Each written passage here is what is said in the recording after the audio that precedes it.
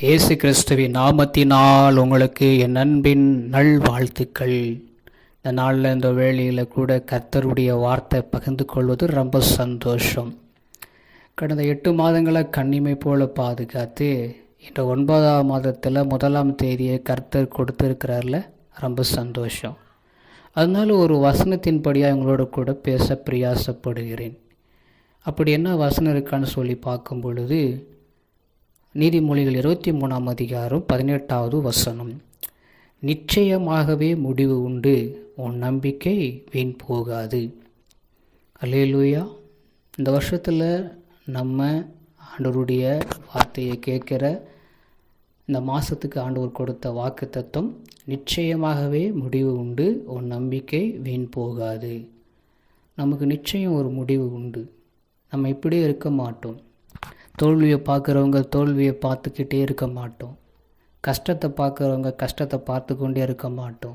பிரச்சனையோடு இருக்கிறவங்க பிரச்சனையோடு நம்ம இருக்க மாட்டோம். நமக்கு ஒரு முடிவு கட்டாயம் உண்டு.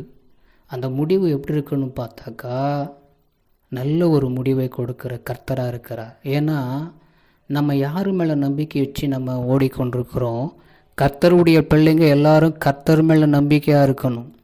அவர் மேலே நம்பிக்கையாக இருந்தால் அந்த நம்பிக்கை எப்போ என்ன பண்ணாது? வீண் போகாதுன்னு இங்கே சொல்கிறத பார்க்க முடிகிறது.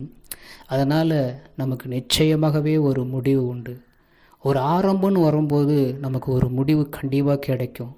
ஒரு பிரச்சனை நம்மளை ஆரம்பிக்குதுன்னா அதுக்கு ஒரு முற்றுப்புள்ளி கட்டாயமாக வைக்க கர்த்தர் முடிவு செய்வார்.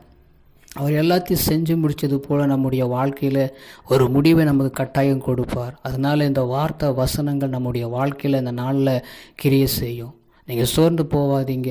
இது எல்லாத்துக்குமே ஒரு நல்ல ஒரு வெற்றியை கொடுக்கும். தோல்விக்கு முதல் படி ஒரு வெற்றியை கொடுப்பது போல் தோல்வி நமக்கு ஆரம்பமாக இருக்கலாம், நிச்சயமாக முடிவு நமக்கு ஒரு வெற்றியை கொடுத்து தான் முடிக்க முடியும். ஒருவேளை நம்முடைய வாழ்க்கை துக்கமாக இருந்து கொண்டிருக்கலாம், இந்த முடிவு பார்க்கும் பொழுது ஆனந்தத்தை கொடுக்க முடியும்.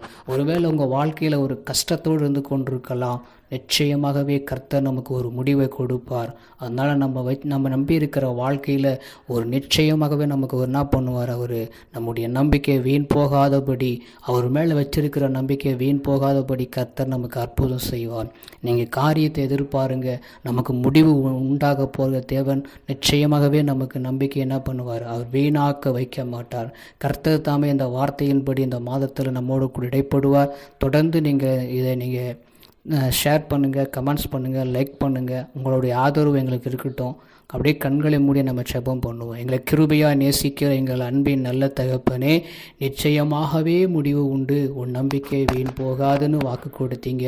உங்கள் மேலே வச்சிருக்கிற நம்பிக்கை ஆண்டவரே ஒருபோதும் வீணாக போகாது.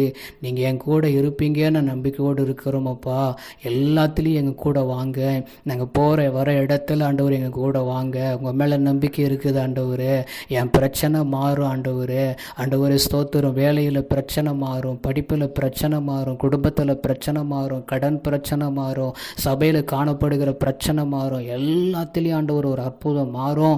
அதனால் உங்கள் மேலே நாங்கள் நம்பிக்கை வச்சு நாங்கள் போகிறோம் ஆண்டவரே. எங்கள் நம்பிக்கை ஒருபோதும் வீணாக போகாதபடிக்கு அதுக்கு ஒரு முடிவு நீங்கள் கொடுக்க போகிறதுனால ஸ்தோத்திரம். ஏசப்பா, நீங்கள் அற்புதம் அதிசயங்களை இந்த மாதத்தில் காண செய்ய போகிறதுக்கா, இந்த மாதம் முழுவதும் திருப்தியாய் நடத்த போகிறதுனால நம்ம ஸ்தோத்திரம்.